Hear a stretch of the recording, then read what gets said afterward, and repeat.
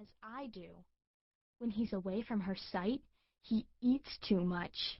When she isn't there to hear him, he doesn't understand how to be quiet. And who knows what he does all night while the rest of us are asleep? Just before dawn today, I woke and found him sitting on the edge of my mat, watching me with big eyes. "What's the matter?" I asked him. My voice was not soft. He wouldn't let me be alone even at night. "Nothing," he said. "What do you mean? You're always complaining." "I'm not the one who stares like a duck," I answered. "I'm not the one who can't stay asleep like a normal person." "Ghosts," Father sighed from his hammock. "My house is filled with ghosts. They talk to each other all night.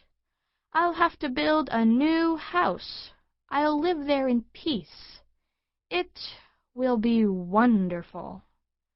"Oh, yes, I'll come with you." Mother's voice was unhappy as a fish pulled into the air from the sea. "Let's escape from such cruel ghosts who will not let people have their rest." I could have explained that it was my brother's fault, but it would have done no good. Father would only have made more jokes, and Mother would have said, "We'll listen later, morning girl." I stood up, squeezed the stiffness from the back of my neck, and gave my brother a parting frown that I hoped would leave him very worried. That did no good either, for he was already back on his own mat, curled into a comfortable position, pretending to be dreaming. His eyes were closed tightly, and his mouth was smiling. Outside, at least, belonged to me, since no one else was around. I could do anything, go anywhere. I could walk or run. I could climb or swim. I could watch the ocean or slip into the mango grove, keep very quiet until the birds forgot I was there and began to talk to one another again. The day welcomed me, brushed my hair with its breeze, greeted me with its songs. I raised my arms high and stretched. I let the rich scent of the large red flowers color my thoughts, and the perfume gave me an idea of how to use my special time. I would search for the most beautiful blossoms and weave them together into necklaces for Father and Mother. If I hurried, I could finish before they rose for the second time, and they would find my gifts waiting at the entrance to our house.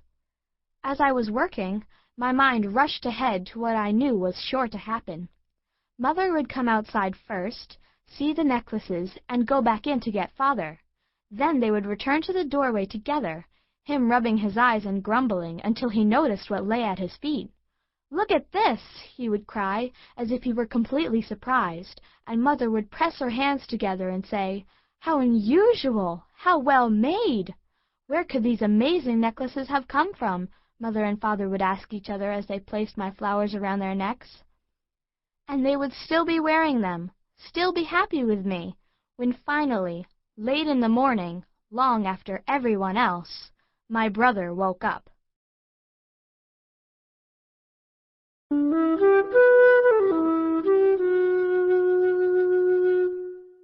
Chapter 2.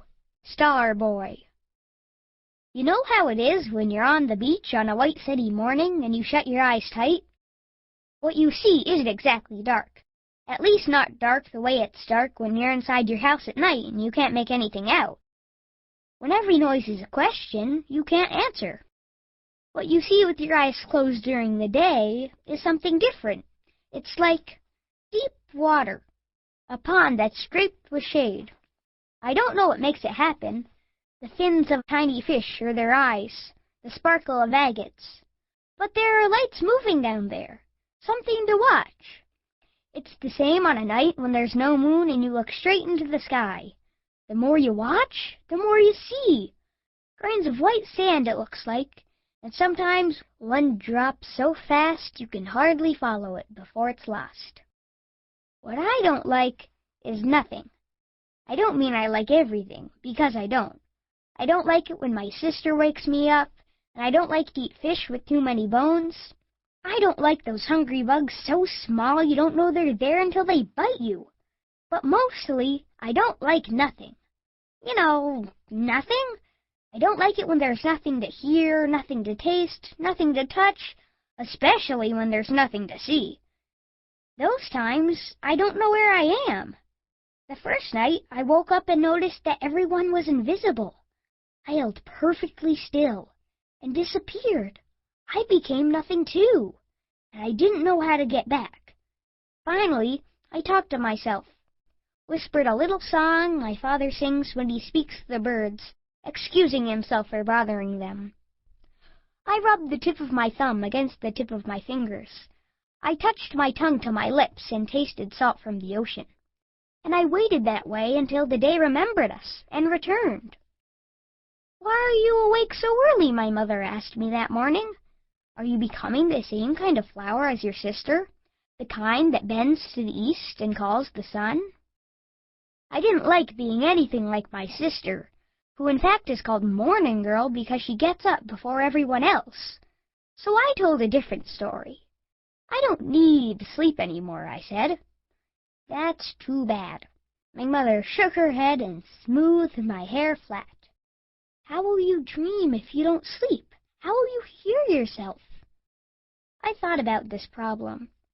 "Maybe you're a bat," my mother suggested, smiling at me, "and will dream all day while the rest of us work. How lucky for you."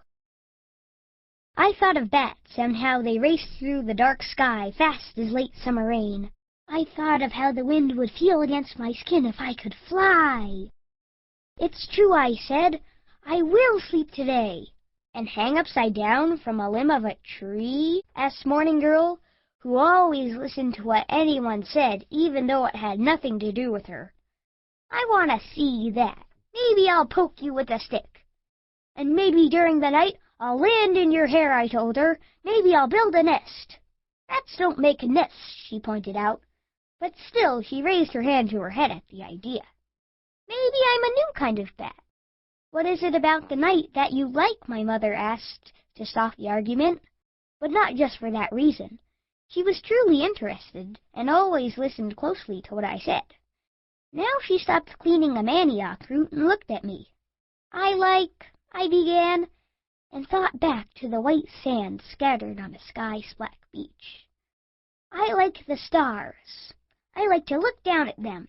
"You don't look down at the sky," Morning Girl contradicted. "You look up." "Maybe not if you're a bat," my father said, his voice very serious. His eyes were still closed, and so it seemed as though his words came from nowhere. We couldn't tell if he was joking or not.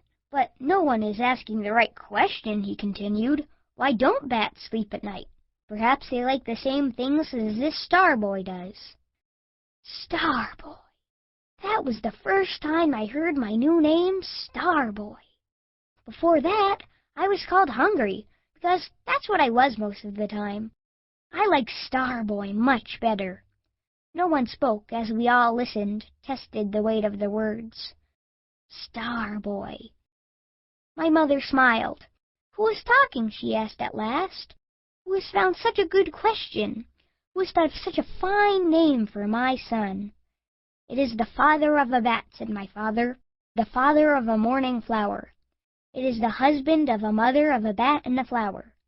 It is a man who is surrounded by people who talk when others are trying to sleep."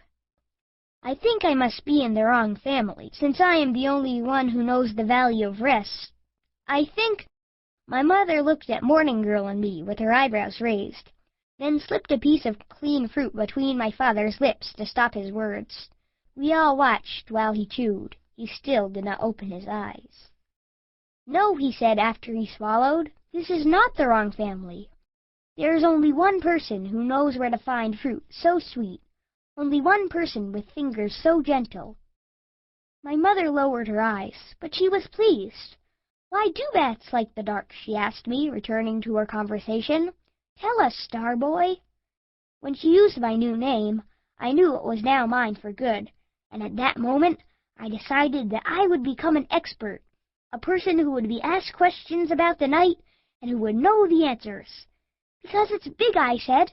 "Because there are special things to see if you watch closely. Because in it you can be dreaming even if you're awake. Because someone must remember the day while others sleep, and call it when it's time for the sun to come home." My father opened his eyes at last, propped himself on his elbows, and nodded.